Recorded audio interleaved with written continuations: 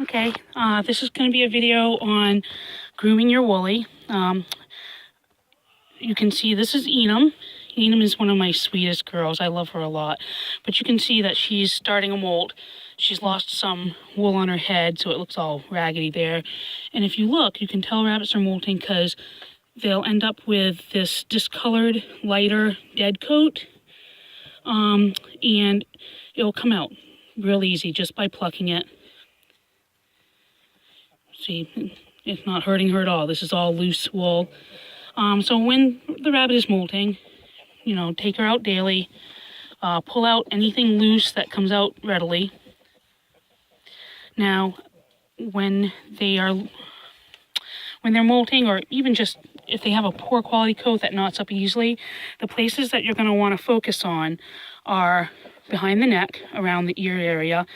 They'll end up getting little nubs of wool here. Usually these are super easy. You just pull them right out, and doesn't hurt the rabbit at all.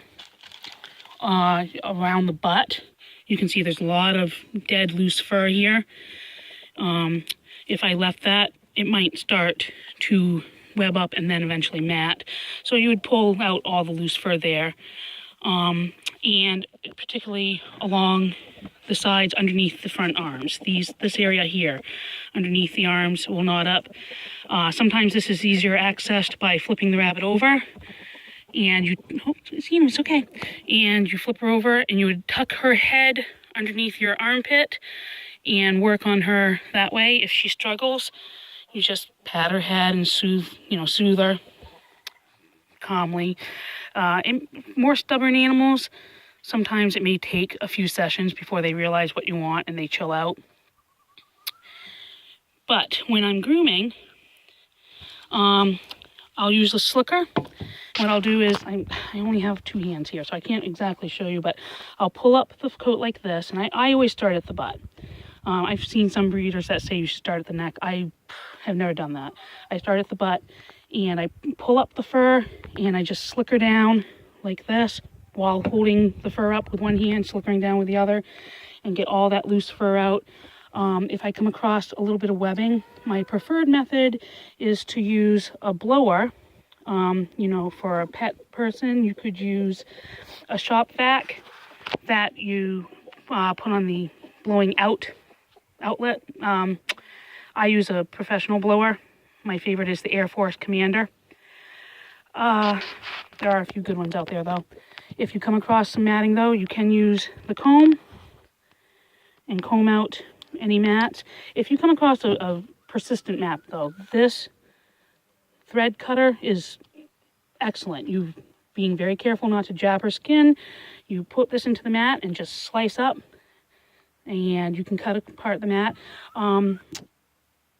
Before you comb out a persistent mat, breaking it apart with your fingers to loosen it up a bit, and then usually it will just pull right out like any loose fur, which is easier than using a comb oftentimes.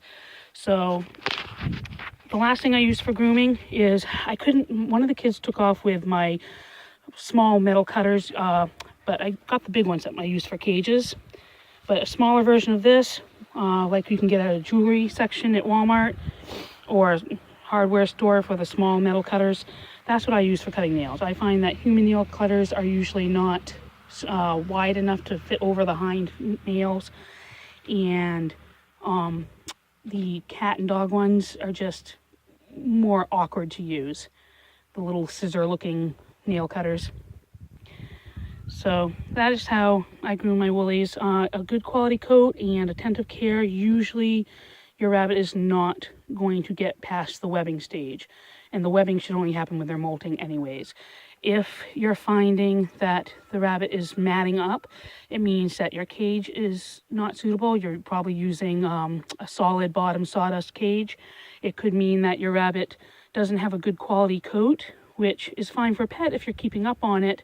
Not so good for a breeder, especially where we're going to have a lot. Or it's just your rabbit's molting and you need to pluck out more of that wool more frequently. But also be careful that you're not over grooming the rabbit, because contrary to what you might think, over grooming will loosen up too much of the wool and the rabbit can potentially get wool block. So you got to find a fine balance. You know, just pay attention to your rabbit and how it's doing and go from there. Thank you.